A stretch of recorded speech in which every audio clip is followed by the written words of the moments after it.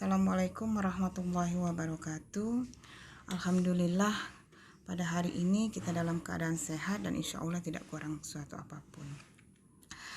Baiklah, materi kita pada hari ini adalah menjual kegiatan dasar wirausaha. Jadi di dalam kegiatan dasar wirausaha ini ada yang namanya suatu kegiatan, yaitu menjual sebuah produk.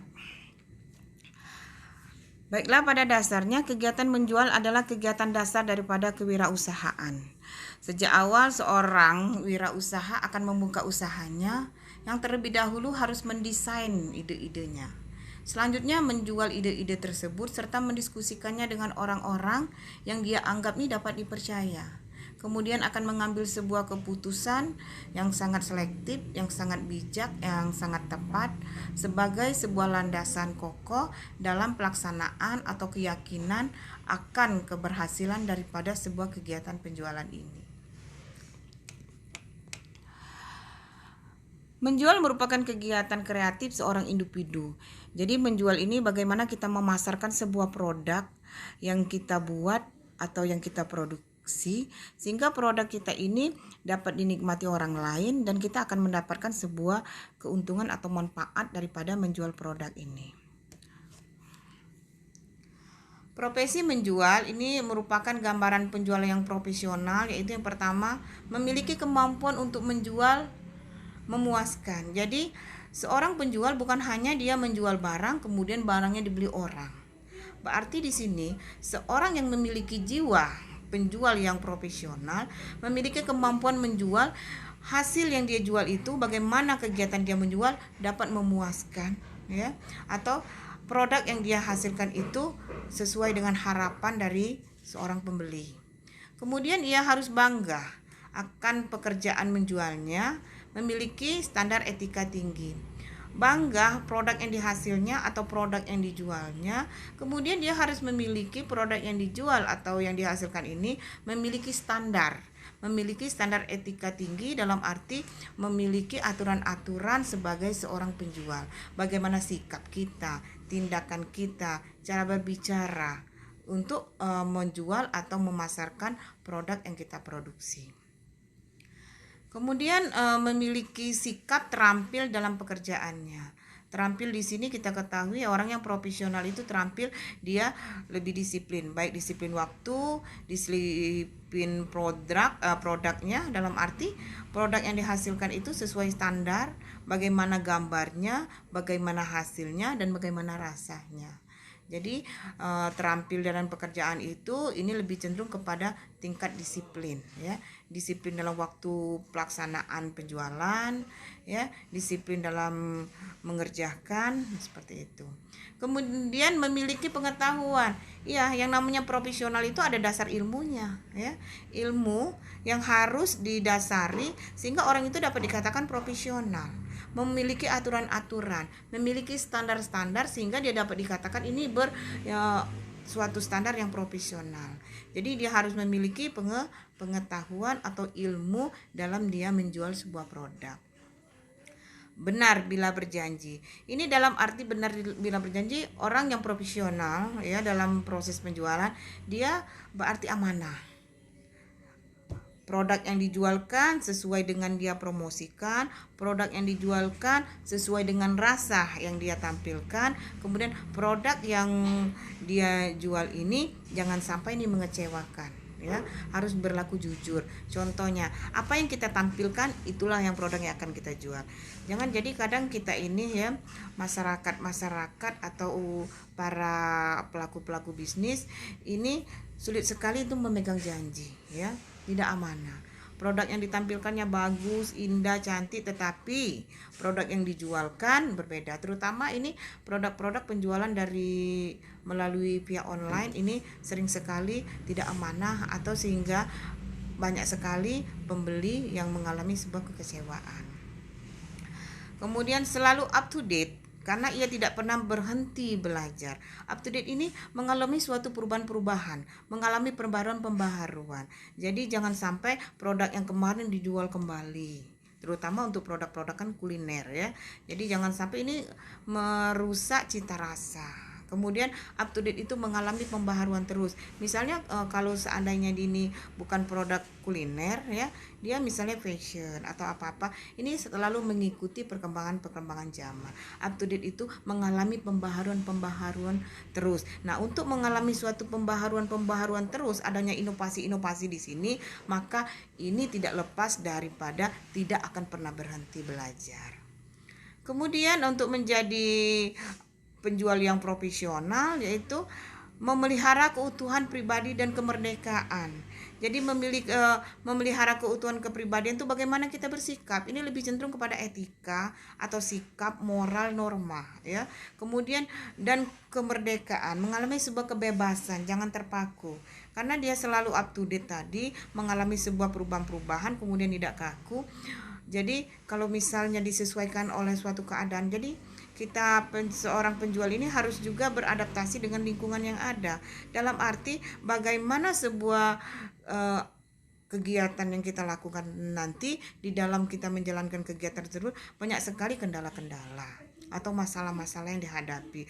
Jadi jangan hanya terpaku pada aturan-aturan yang mengikat, tetapi bagaimana mengevaluasi kembali bahwa nih kegiatan-kegiatan penjualan kita ini sudah layak belum? Pembuatan penjualan ini perlu melakukan suatu perubahan-perubahan atau tidak, atau apa yang kita lakukan, pelayanan primanya seperti apa. Nah, itu lebih cenderung kepada memelihara keutuhan pribadi dan kemerdekaan.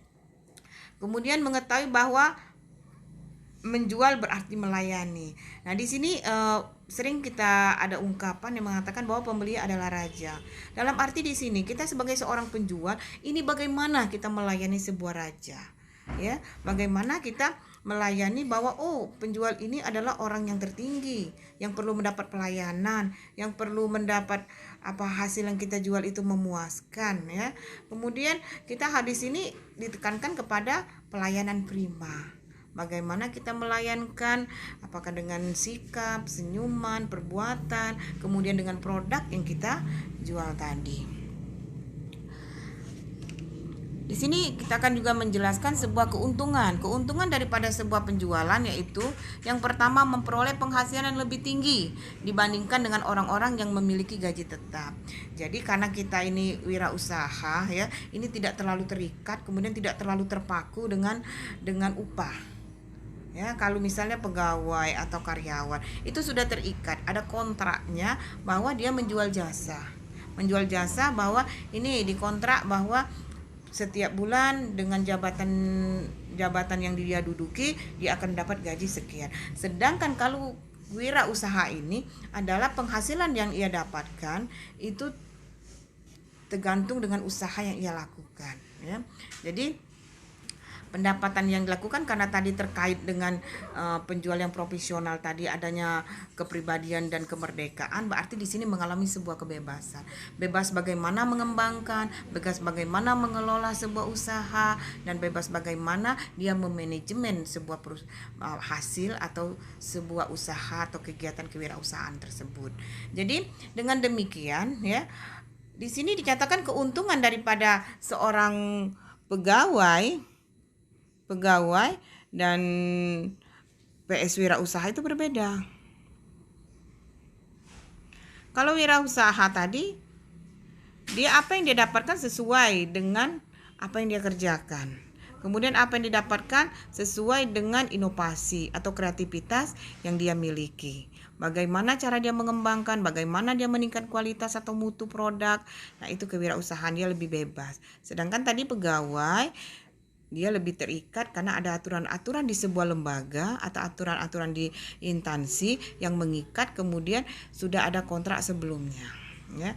Nah, membedakannya kalau ini hasilnya tetap, kalau ini hasilnya tidak tetap, tergantung daripada usaha. Ini harapan kita ya. Harapan berwirausaha ini karena dia lebih memiliki suatu kebebasan diharapkan ini hasilnya pun lebih baik daripada pegawai, pendapatan atau penghasilan daripada pegawai. Oke, kemudian selanjutnya keuntungan daripada penjual ini memiliki kesempatan lebih luas untuk berkembang, yaitu tadi karena dia bebas tidak mengalami suatu ikatan-ikatan yang mendasar. Walaupun ada sebuah perusahaan itu biasanya memiliki suatu standar-standar atau aturan-aturan ya, atau regulasi-regulasi ya untuk dalam memanajemen atau mengelola sebuah perusahaan. Nah, tapi ini lebih cenderung dia lebih luas ya, lebih fleksibel. Karena ini biasanya suatu perusahaan itu dimiliki oleh perorangan atau persero atau dimiliki oleh join beberapa orang. Dia tidak terikat dengan pemerintah atau sebuah gaji dari sebuah kepegawaian ya. Jadi memiliki kesempatan luas untuk berkembang. Jadi dia bisa menambah owner atau menambah atau mengembangkan sebuah cabang-cabang, itu bisa jadi dan kemungkinannya sangat besar sekali. Selanjutnya keuntungan daripada sebuah penjualan yaitu bergaul dengan berbagai macam orang dari segala lapisan itu tadi, karena dia lebih cenderung pada ikatan sebuah kebebasan. Jadi untuk mengembangkan suatu usaha, untuk mendapatkan penghasilan yang lebih tinggi, ini perlu sekali adanya sebuah pergaulan ya. Pergaulan, karena dari sebuah pergaulan ini akan dapat meningkatkan penghasilan dan juga akan mengembangkan usaha. Karena erat kaitan sekali ya berhubungan dengan pergaulan ini, yaitu koneksi. Berhubungan dengan pergaulan ini berhubung dengan pengembangan usaha. Berhubungan dengan pergaulan ini ilmu pengetahuan yang kita dapati. Karena pada saat kita melakukan sebuah penjualan, produk yang kita hasilkan atau penghasilan daripada sebuah penjualan ini harus dievaluasi terus-menerus. Ya, untuk apa? Untuk pengembangan. Ya, bagaimana dievaluasi, bagaimana pelayanan, bagaimana produk ini dievaluasi terus. Kemudian bagaimana perlu dilakukannya up to date tadi, mengalami suatu perubahan-perubahan sehingga apa? Untuk meningkatkan atau mengembangkan sebuah usaha. Jadi perlu sekali pergaulan atau koneksi, relasi, itu penting sekali. Bisa jadi untuk join, bisa jadi untuk ilmu pengetahuan, bisa jadi kita sebagai sebagai data, sebagai bahan untuk evaluasi, bisa jadi. Kemudian keuntungan daripada kita sebagai seorang penjual ini, rasa bangga atau pekerjaan dan lebih bebas lagi. Itu tadi, karena kita lebih cenderung karena tidak terikat tadi. Kemudian kita ngerasa bangga, ini hasil karya saya langsung loh. Kalau kita sebagai pegawai ini lebih cenderung bahwa kita bekerja untuk orang lain. Karena kita udah digaji. Ya, tenaga kita, pikiran kita itu udah diupah. Ya, jadi kita itu bekerja untuk orang lain, keberhasilannya juga orang lain. Tapi kalau kita memegang sendiri kewirausahaan itu, kita lebih merasa bangga berhasil atau tidaknya. Ini tergantung daripada bagaimana kita mengelola sebuah usaha. Kemudian pribadinya dapat berkembang. Pribadinya dapat berkembang bukan berarti ini lebih ada secara konotasi ya mobil pribadi, rumah pribadi. Memang benar itu adalah efek atau hasil dari sebuah penghasilan yang tinggi tadi. Bisa jadi kepribadian ini meningkat, artinya mobil pribadi, rumah pribadi, semua ya apa yang kita inginkan itu bisa terjadi. Tapi ini kepribadian akan lebih berkembang dalam arti apa? Karena proses pergaulan tadi, bagaimana kita berinteraksi dengan di bawah, bagian menengah atau bagian atas. Dengan seperti itu pribadi kita akan berkembang terus ya. Memiliki rasa tanggung jawab yang tinggi, itu sudah pasti. Memiliki rasa tanggung jawab yang tinggi itu sudah pasti sekali, karena kita ngerasa, oh ini punya saya, oh ini usaha saya ya. Jadi maju tidaknya sebuah usaha atau kegiatan kewirausahaan itu sangat tergantung kepada saya. Nah, inilah yang dinamakan rasa tanggung jawab, rasa yang memiliki yang tinggi. Karena ini sangat tergantung dengan sikap yang kamu miliki. Rasa tanggung jawab ini sangat tergantung kepada proses pengembangan, proses kemajuan dari sebuah kegiatan kewirausahaan tadi. Di samping itu juga di baik keuntungan, ada juga suatu kelemahan yang kita miliki apabila kita memiliki melaksanakan sebuah kegiatan kewirausahaan. Yang pertama, terbatasnya waktu untuk tinggal di rumah ya jelas. Ini jelas sekali. Kalau kita sebuah pegawai, kita masuk jam sekian, pulang sekian lagi di rumah. Ya, ini keterbatasan untuk tinggal. Kenapa? Kita tidak memiliki jadwal waktu yang tepat. Karena kita lebih bebas ya, karena tidak terikat tadi. Kemudian kita harus memiliki energi ekstra, semangat yang ekstra untuk mengembangkan sebuah usaha. ya. Jadi nggak harus dibatasi waktu jam sekian saya harus segini, jam sekian harus segini, nggak seperti itu.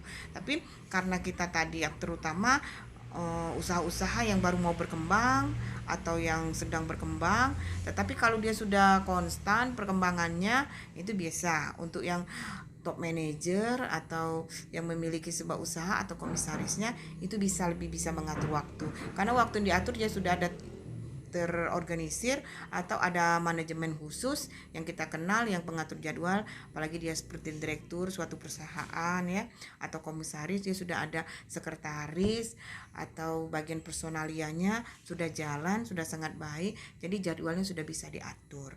Itu dengan satu syarat tadi, keterbatasan waktu untuk tinggal di rumah iya ya, tetapi ini ada kemungkinan besar apabila sudah berhasil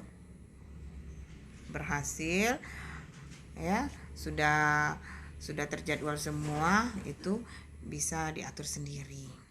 Kemudian kegiatannya menonton apabila dimanai dengan hanya sekedar proses penjualan. Ya, kegiatannya menonton ini ada beberapa ya, karena kalau seandainya kita hanya membatasi kegiatan itu hanya proses menjual ya otomatis itu menonton. Tapi kan dalam proses penjual ini ada proses-proses lain ya. Penjual ini kan hanya sebuah produk yang kita jual. Jadi kalau kita hanya sebagai seorang penjual, lebih cenderung kita lebih monoton karena kita hanya berusaha bagaimana sebuah produk ini terjual dan kita akan mendapatkan penghasilan. Kalau hanya di lingkup sekedar proses penjualan. Tapi kalau kita dalam proses penjualan, sebelum dalam proses penjualan ini ada yang namanya produksi. Nah, dalam proses produksi ini banyak sekali kegiatan-kegiatan yang melibatkan sehingga produk ini bisa dihasilkan ya.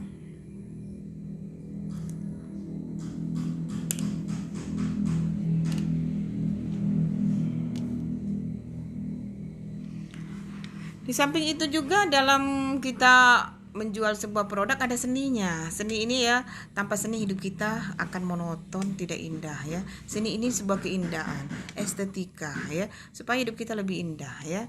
Seni ini membuat hidup kita lebih bergairah. Seni ini membuat hidup kita lebih merasa hidup, bersemangat. Itu penting sekali ya seni ini. Karena tanpa sadar seni ini adalah obat rohani ya. Kita akan membuat merasa nyaman, bisa lebih tenang. Itu adalah seni ya.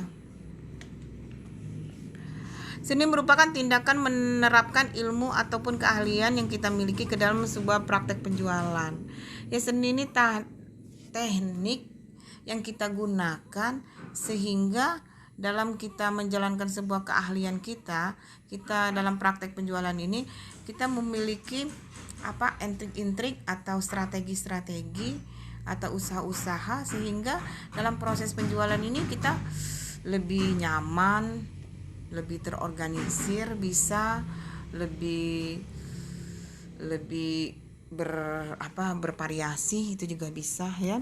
Jadi keberhasilan orang tidak hanya ditentukan oleh bakat saja ya, tetapi juga segala dasar upaya pikiran yang mendorong ke arah keberhasilan. Yaitu tadi, tidak hanya bakat.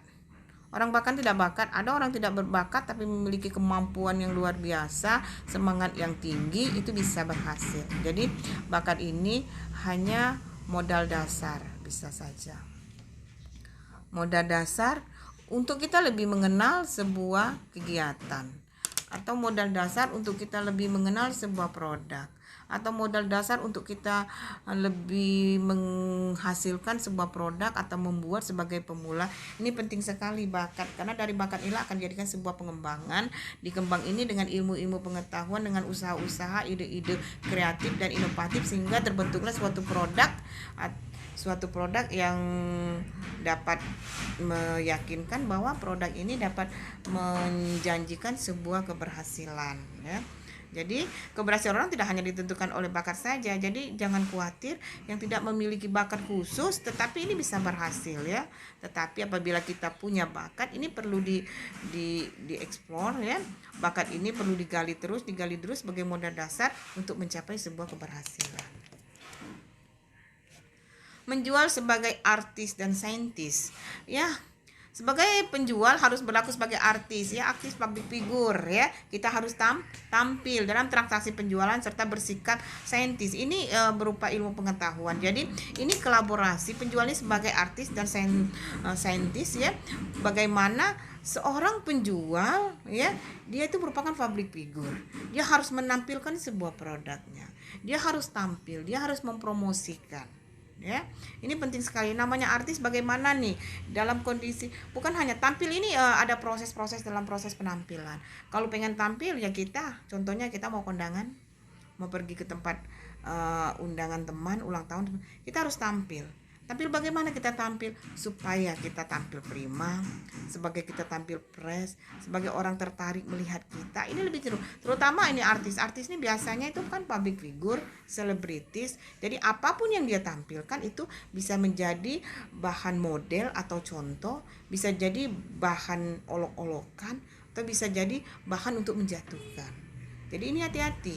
Jadi artis ini bisa jadi produk yang kita tampilkan itu bisa membuat kita maju, berhasil ya, menarik orang ya. Bisa jadi ini produk yang kita tampilkan malah akan menjatuhkan kita sendiri. Bisa jadi produk yang kita tampilkan ini tidak menjanjikan apa-apa, itu bisa jadi.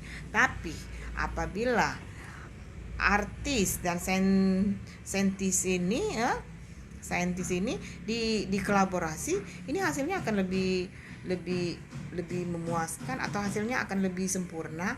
Karena apa? Waktu kita akan menampilkan sebuah produk, tetapi ini dibalut atau dikemas dengan sebuah ilmu pengetahuan, ya, dibalut, dikemas sehingga menghasilkan suatu produk yang akan kita tampilkan, yang akan kita promosikan, yang akan kita tonjolkan, yang akan kita jualkan. Ini dikemas dalam sebuah ilmu pengetahuan. Ilmu penting sekali. Bagaimana pengemasannya, bagaimana produk ini tampil menarik, bagaimana mutu atau kualitas, atau bagaimana produk ini diminati orang. Itu penting sekali. Ini tidak lepas daripada ilmu pengetahuan yang harus kita miliki dalam pengemasan sebuah produk. Jadi dalam memecahkan berbagai persoalan melalui analisis ilmu pengetahuan agar diperoleh cara-cara menjual yang objektif, rasional, dan menguntung.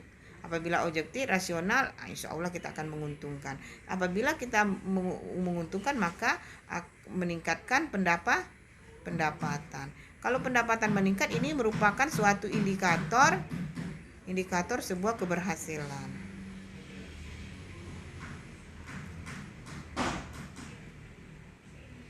Objek ilmu penjualan, yaitu objek ilmu penjualan ini diri penjual ya. Diri penjual ini dalam arti diri kita sendiri yang menjual sebuah produk atau memproduksi sebuah produk tadi ya. Kemudian barang yang akan, objeknya barang yang akan dijual. Barang yang akan dijual ini harapan kita adalah mutu dan kualitas dan jumlah. Nah, ini diri pribadi, pribadi tadi sebagai seorang penjual yang profesional ya. Ini diri penjual sebagai penjual yang profesional ya. Kemudian orientasinya sebagai apa? Menghasilkan sebuah produk sehingga produk itu diminati orang, kemudian berhasil mendapatkan pendapatan sehingga berhasil. Ini untuk diri penjual ya, harus bersikap profesional dan berorientasinya seperti apa. Kemudian barang yang akan dijual, barang yang akan jualnya harus dilihat mutu dan kuantitas. Mutu atau kualitas produk ya, harus dijaga terus. Ini kualitas produk harus dijaga terus, kemudian up to date terus. Bagaimana nih produk kita? Biasanya orang kalau sudah rame mulai kualitas diturunkan. Selama ini besar jadi kecil, enak jadi nggak enak lagi. Nah, ini harus dijaga. Ini harus tetap dipertahankan apabila ini kita akan eksis terus. Orang yang eksis itu pertama menjaga kualitas, yang kedua inovasi. Jadi kualitas dijaga, kemudian melakukan inovasi terus. Itu dia akan penjualan yang eksis. Penjualan yang eksis apabila menjaga mutu ya. Kemudian menjaga mutu produk, kemudian harus inovasi. Yang kedua kualitasnya jumlah. Jangan sampai orang butuh banyak udah habis. Jadi harus dianalisis kebutuhan setiap hari, kebutuhan setiap minggu, kebutuhan setiap bulan, supaya jangan sampai terjadi kekosongan produk. Apabila kekosongan produk, ini pertama pelanggan kecewa. Yang kedua, apabila kekosongan produk sehingga orang akan beralih ke produk yang lain. Itu sangat penting. Kemudian keadaan pembeli atau pelanggan ini harus dijaga. Ini berhubungan dengan sebuah kepercayaan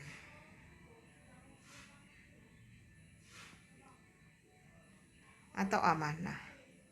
Ini sebuah kepercayaan atau amanah, di mana seorang pembeli, sudah dikatakan tadi, pembeli atau pelanggan atau customer itu adalah sebuah raja. Jadi harus dipegang benar kepercayaan. Apabila dia tidak percaya lagi, karena apa? Kita membangun sebuah kepercayaan ini berat sekali, ya. Membangun supaya orang percaya dengan produk kita, orang percaya dengan kemampuan kita itu berat sekali. Maka ini harus dipegang sekali, ya. Amanah ini harus dipegang sekali. Apabila orang tidak percaya, biasanya orang sudah beli pertama, kemudian kecewa, biasanya orang tidak akan kembali lagi. Atau dia sudah menjadi pelayan tetap atau pelanggan tetap, tetapi mendapatkan suatu perlakuan yang tidak seperti biasa, itu juga akan berpengaruh, dan kekecewaan orang itu akan berpindah atau beralih ke tempat lain.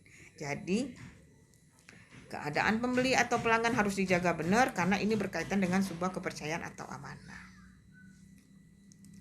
Taktik, siasat atau penjualan. Politik penjualan merupakan taktik atau siasat dalam mencapai keberhasilan penjualan yang berdasar ilmu dan seni. Ya, seni tadi ya, kamu bisa bilang sebuah artis tadi ya. Ilmu ya. Nah, ilmu tadi scientific tadi bisa ya. Saintis tadi itu bisa ilmu, kemudian seni ya. Seni ini tadi bisa karena berhubungan dengan keindahan, seni ini berhubungan dengan arti sebuah penampilan ya. Jadi taktik atau siasat penjual ini harus perlu sekali. Untuk berhasilnya sebuah penjualan ini kita tidak lepas daripada ilmu pengetahuan dan seni dalam penjualan. Ini berhubungan dengan taktik ya, teknik dalam proses kita penjualan. Kemudian taktik siasat tersebut harus dapat meningkatkan jumlah penjualan yang menguntungkan sedang memuaskan pelanggan. Jadi di sini bukan berarti kita harus menjual banyak berhasil, tetapi memuaskan pelanggan dengan pelayanan prima, baik produk maupun pelayanan, itu sangat penting sekali. Ya, jadi produk kita bermutu, berkualitas ya, sehingga kita menguntung, tetapi jangan diabaikan bahwa pelayanan prima atau memuaskan pelanggan atau pembeli tadi. Cara-cara memenuhi atau mempengaruhi calon pembeli. Nah, ini penting sekali ya, bagaimana orang bisa menikmati produk kita, bagaimana orang merasa puas dengan produk kita ya. Ini calon pembeli. Kemudian bagaimana orang merasa kebutuhannya terpenuhi, bagaimana orang merasa bahwa pelayanan kita sudah sangat sempurna atau pelayanan kita kenal dengan pelayanan prima ya. Cara-cara yang harus mempengaruhi pegawai itu, datang sendiri dengan memperkenalkan diri ya. Kita datang, pagi ibu, apa yang saya bantu, perlu mau produk yang mana, barang yang mana, bisa dibantu. Itu biasanya standar-standar pelayanan itu sudah ada ketentuan-ketentuan, terutama untuk perusahaan-perusahaan yang sudah lama, perusahaan-perusahaan besar. Tapi tidak menutup kemungkinan perusahaan-perusahaan kecil atau pelaku-pelaku bisnis yang baru sebagai pemula, UKM, ini perlu dipelajari, karena kita mempersiapkan bahwa yang kecil ini akan kita persiapkan menjadi besar. Dengan cara apa? Melakukan sebuah tindakan-tindakan sehingga tindakan-tindakan ini mengarahkan sebuah pengembangan atau hasil yang lebih besar. Itu penting sekali. Datang sendiri dengan memperkenalkan diri ya, pelayanan prima tadi, ramah, senyum, sapa. Ya, ramah, senyum, dan sapa itu penting sekali ya. Sebagai memuaskan pembeli ini, kita harus ramah, kemudian harus senyum dan sapa. Nah, ya, ramah, senyum, dan sapa ya. Iya ibu, seperti apa ya. Oke. Kemudian perantaraan orang lain boleh, nggak harus kita yang punya produk, kita yang melakukan, nggak. Kita kan ada pelayannya, ada orang yang penerimanya, kasirnya, itu semua harus memegang 3 ini, ramah, senyum, dan sapa.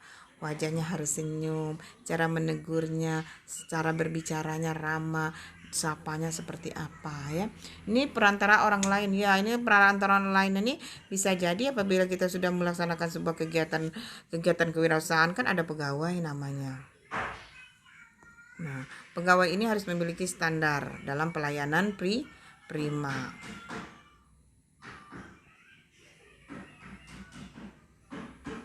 Kemudian perantaraan surat ya bisa jadi ya. Kalau kita dalam perantaraan surat, cara kita mengungkapkan pesan di dalam surat. Kalau misalnya kita pembelian secara online, itu bisa pembelian secara online. Jadi bagaimana kita membuat kata-kata, merangkai kata-kata dalam sebuah kalimat sehingga kalimat yang kita buat ini tersampaikan kepada pembeli. Pembeli itu merasa tertarik, pembeli itu merasa, oh, ini pelayanan yang sangat baik.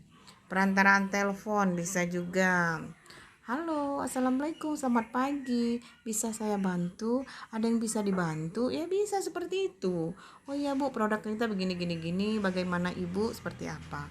Jadi ada cara-cara bagaimana kita mempengaruhi pembeli sehingga pembeli ini tertarik dari cara kita berbicara, dari pelayanan, dari tutur kata, dari senyumnya tadi, sehingga orang ini tertarik ya ingin membeli produk ya. Kemudian melalui organisasi atau perkumpulan ya, bisa jadi dalam sebuah perkumpulan atau organisasi, dibentuk organisasi, kemudian melalui organisasi itulah saling mempengaruhi pembeli.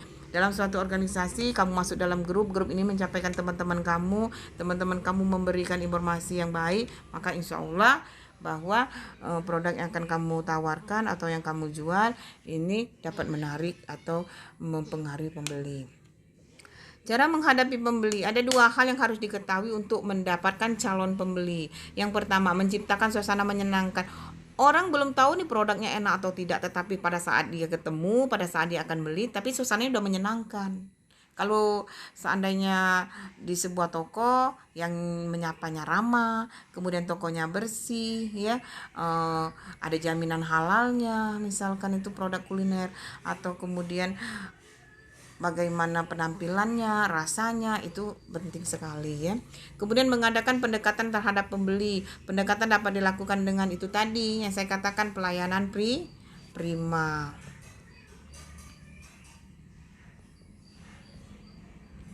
Ya, sapa, senyum, salam. Ya. Sapa, senyum, salam. Nah, ini ya 3S. Nah, sapa, senyum, salam. Ya. Nah, ini dikemas dalam sebuah ramah. Pada saat kita senyum, wajah kita senyum seperti apa, dalam kita menyapa seperti apa. Itu yang pertama, kita memberi salam. Selamat pagi, selamat siang, selamat sore. Ya, assalamualaikum, bisa jadi menunggu sejenak ya.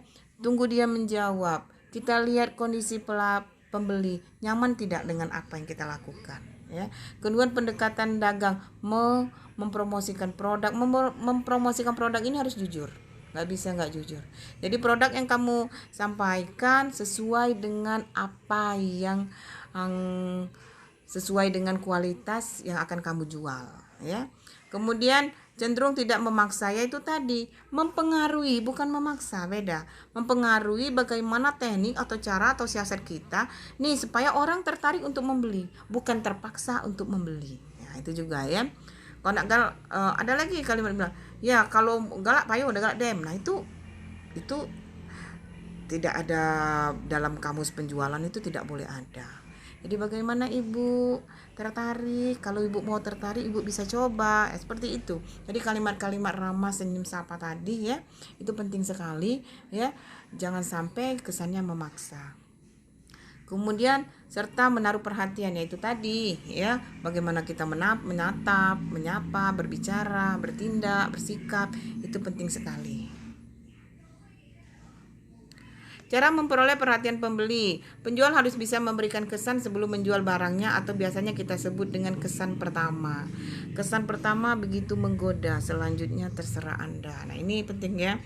Jadi pada kesan pertama orang tuh udah tertarik, biasanya kalau sudah terkesan biasanya orang akan lebih mengenal, lebih pengen tahu seperti itu. Begitu juga dengan produk. Apabila pada kesan pertama orang yang menjual sudah ramah, senyum, orang udah mendekat, mau nyicip produknya, sesuai nggak produk yang dia miliki dengan penjualnya, dengan bagaimana dia menutur kata, bersapa, itu bisa jadi.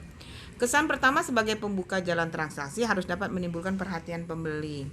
Kemudian untuk mendapatkannya penjual harus menjaga sikap, tindak tanduk, bahasa, cara berbicara, secara berpakaian. Cara berpakaiannya berpengaruh juga. Usahakanlah berpakaian itu sopan dan santun. Jangan kesannya seronok atau kesannya ya kurang menunjukkan sebuah kepribadian. Mendorong keinginan pembeli. Penjual dituntut mengetahui faktor-faktor apa saja yang diperlukan untuk mendorong pembeli melakukan pembelian produk.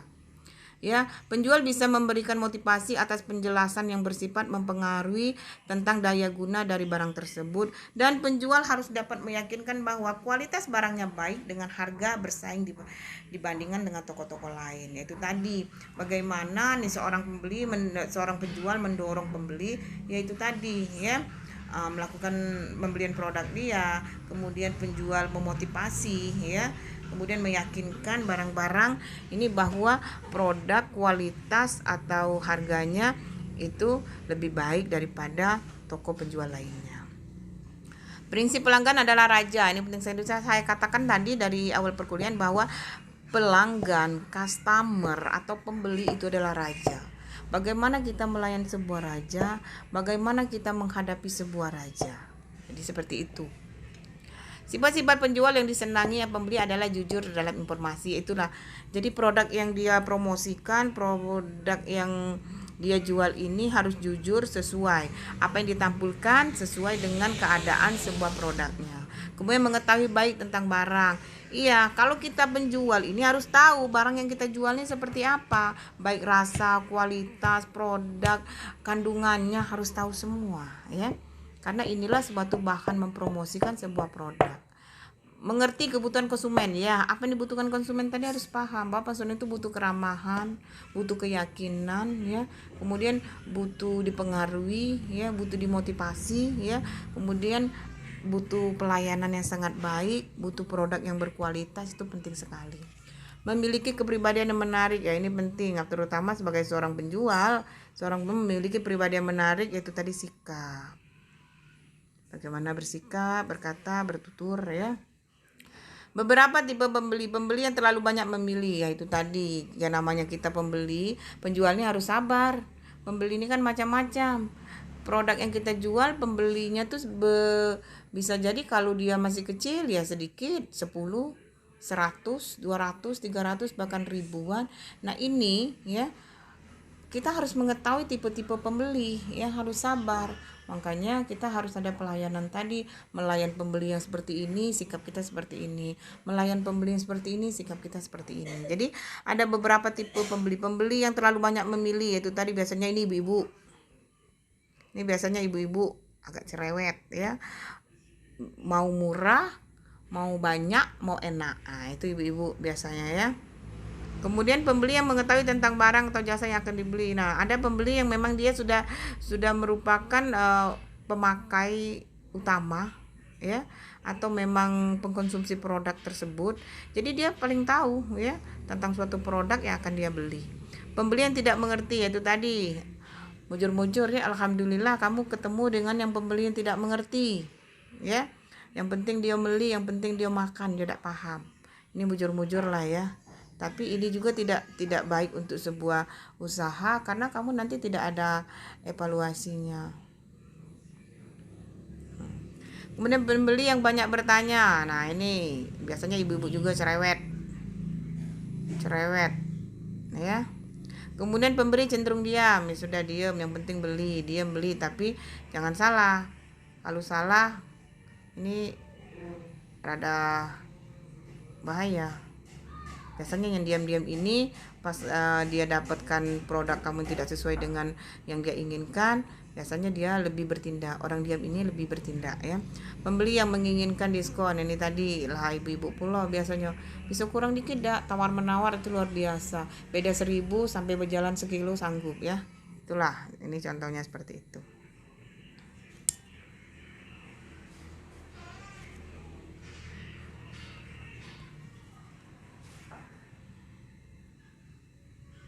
Mengatasi keberatan pembeli, berikan harga yang dapat ditawar. Itu tadi, ini biasanya udah karakteristik ibu-ibu ya, kalau beli itu ya Dia harus nawar karakteristik ibu-ibu. Lakukanlah demonstrasi barang yang ditawarkan di demo untuk meyakinkan bahwa nih antara barang dengan harga itu sesuai. Untuk mempertahankan harga barang pada saat ditawar, mau mempertahankan harga, kamu demokan bahwa harga yang kamu tawarkan itu sesuai dengan barang yang akan kamu jual. Ulaskan keberatan yang diajukan pembeli, kemudian tunjukkan bahwa keberatan itu dapat diatasi. Nah, misalnya, aduh Bu, nggak bisa karena modalnya aja segini, jangan Bu, nggak bisa, galak payu udah galak dem, itu nggak bisa ya. Jadi bagaimana nih mengatasi keberatan pembeli, misalnya mengulas bahwa ini harganya barang sudah pada mahal, bahan bakunya mahal, pembuatannya lama, butuh waktu, jadi kami tidak bisa menjual dengan harga seperti ini. Bisa. Beberapa cara praktis mengatasi keberatan-keberatan yang diajukan oleh pembeli. Penjual harus mengetahui lebih dahulu apa saja keberatan yang diajukan. Misalnya keberatannya apa. Di sini bahan evaluasi, dan di sini juga kamu akan menjadi meyakinkan pembeli kenapa keberatan. Kemudian mendengarkan baik-baik segala keberatan. Ini penting sekali, ini sebagai modal evaluasi ya. Untuk evaluasi produk ya. Dengan baik-baik segala keberatan diajukan, jangan memotong pembicaraan pembeli. Itu tadi, biarkan. Ya kita harus sabar, penjual ini harus sabar. Karena apa? Akan menghadap sebuah raja. Ulangi keberatan yang diajukan calon pembeli tadi secara berpelan-pelan, tetapi yakin bahwa segala keberatan itu dapat diatasi. Atau ya sudah Ibu, beli aja 3, nanti saya kurangi, bisa. Atau Ibu beli ini, nanti saya tambah sedikit, nah bisa ya. Kita nggak ngurangi harganya tetap, tapi bisa aja kamu di timbangannya ditambah atau seperti apa. Syarat fisik, mental, sosial, karakteristik seorang wirausaha. Mengapa Anda penjual yang gagal, kurang inisiatif? Mengapa kamu sebagai seorang penjual yang gagal, kamu tidak melakukan tadi tindakan-tindakan profesional sebagai seorang penjual? Itu salah satunya. Yaitu pertama, kurang inisiatif. Tidak ada inisiatif, ya sudah nunggu aja orang mau beli nggak mau ya sudah gitu, itu nggak ada. Tidak membuat rencana atau organisasi yang kurang baik, iya terorganisasi gitu loh ya. Ini dijual di mana tempatnya, produknya seperti apa itu. Tidak memiliki pengetahuan tentang barang produksi ini tadi. Harusnya seorang penjual harus mengetahui loh seluk beluk atau harus mengetahui lebih dalam tentang produk yang akan dia jual. Tapi kalau dia tidak mengetahui, pas orang nanya ini dari mana bahan, nah nggak tahu Bu, nah itu jangan sampai terjadi. Yakinlah kamu hari ini kamu jual, besok kamu tutup. Penjual tidak berorientasi pada pelanggan, ya dia lebih berorientasi pada produk dan pelayanan ya. Pelanggan tidak berorientasi pada pelanggan, tapi lebih berorientasi kepada produk yang dijual bermutu. Yang kedua, pelayanan prima. Jangan mentang-mentang pelanggan banyak seperti ini, jangan orientasi kepada pelanggan, tapi orientasilah kepada yang pertama, kepada produk yang berkualitas ya, bermutu, kuantitas dan kualitas. Yang kedua adalah pelayanan prima tadi, karena berhubungan dengan pembeli. Kurang menaruh perhatian pada perkembangan masa depan, ya tidak up to date tadi. Pekerjaan tidak dengan penuh perhatian, itu tadi. Kurang serius, kurang bersemangat. Gagal dalam mengikuti instruksi, iya. Gagal dalam mengikuti aturan-aturan atau perintah-perintah ya. Kemudian kurang percaya diri, itu tadi. Kurang percaya diri, sehingga apabila kita kurang percaya diri, maka kemampuan kita untuk menjual produk itu lemah. Kurang percaya diri sehingga kita mempromosikan produk kurang ya. Tidak cakap dalam mengarahkan pembimbing pembeli ke arah, yaitu tadi kurang bisa merayu, berkata-kata, kurang ramah, kurang sopan ya. Bisa. Karakteristik wirausaha sukses karena dipacu oleh ingin bekerja independen. Nah, ya, ingin bekerja secara berdiri sendiri, independen, memiliki inisiatif yang tinggi, itu tadi, inisiatif yang tinggi seperti ini, bersemangat, termotivasi oleh pribadi sendiri atau orang lain atau family. Iya, sebagai pendorong itu pribadi sendiri, itu berhubungan cita-cita pencapaian. Sedangkan oleh family, bagaimana kita membahagiakan family, bagaimana ingin membahagiakan seseorang, bisa. Ingin cepat memperoleh hasil dari investasi yang ia lakukan, karakteristik ya. Dipacu oleh ya itu tadi, pengen seperti ini, pengen cita-citanya ini, pengen memiliki ini, itu penting sekali sebagai motivasi ya. Kemudian faktor-faktor yang menunjang keberhasilan wirausaha ya kamu cari ya, kamu analisis yang menunjang kewirausahaan saya ini apa, dengan cara tadi terus belajar mencari ilmu, kemudian kamu mencari faktor yang sehingga wirausaha saya ini berhasil. Mampu melayani konsumen secara baik, mengetahui persis target market. Yaitu tadi melayani konsumen dengan sangat baik sekali atau pelayanan prima. Kemudian mengetahui target market kamu, penjualan kamu berapa, hari ini terjual berapa, hari ini terjual berapa. Ini sebuah analisis untuk melihat keuntungan, ya, berhasil dan kemudian kedepannya untuk sebuah pengembangan. Memiliki modal yang cukup, yaitu tadi modal yang cukup ini enggak ya terpacu karena berhubungan dengan dana anggaran, itu berhubungan dengan pengembangan. Bisa mengangkat tenaga kerja yang baik dan tepat, yaitu tadi jangan salah, mencarilah tenaga kerja yang baik, yang tepat, bila perlu yang spesifik, ya, supaya tenaga ahli, supaya dengan di tangan sebuah tenaga ahli mungkin hasilnya insya Allah akan lebih sempurna. Mencari menggunakan informasi secara teratur, ya, terus mencari sehingga terbentuklah sebuah kreativitas dan inovasi, ya, terus kemudian akan melakukan sebuah up to date, ya, perubahan terus. Menyimak dan mengikuti peraturan-peraturan yang dikeluarkan oleh pemerintah, yaitu tadi kita harus bersinergi dengan pemerintah supaya kita tidak mengalami sebuah kegagalan atau kendala-kendala, contohnya dalam pembuatan izin, dalam balai form izin, kemudian MUI, kehalalan, itu penting sekali, ini berhubungan dengan pemerintah, ya. Bagaimana situnya seperti apa. Memiliki tenaga ahli yang bisa diandalkan, itu tadi pegawai, ada chefnya, ada yang ahlinya. Mampu memanajemen waktu secara efektif, itu manajemen ini bukan hanya manajemen waktu, ya, hanya manajemen juga dalam pengelolaan bisa, ya, tapi manajemen waktu ini berhubungan dengan tingkat kedisiplinan. Oke, demikianlah materi kita pada hari ini, yaitu penjualan kegiatan dasar daripada wirausaha. Jadi kegiatan dalam kewirausahaan itu yang paling sangat mendasar adalah menjual sebuah produk. Bisa jadi menjual produk atau menjual jasa, itu bisa juga, ya. Bagaimana kita mengemasnya sehingga produk yang kita jual atau jasa yang kita jualkan itu memuaskan bagi hasilnya maupun orang yang membeli. Itu adalah kuncinya. Demikianlah materi kita pada hari ini. Lebih dan kurang saya mohon maaf, kepada Allah saya mohon ampun. Saya akhiri dengan billahi taufiq wal hidayah. Wassalamualaikum warahmatullahi wabarakatuh.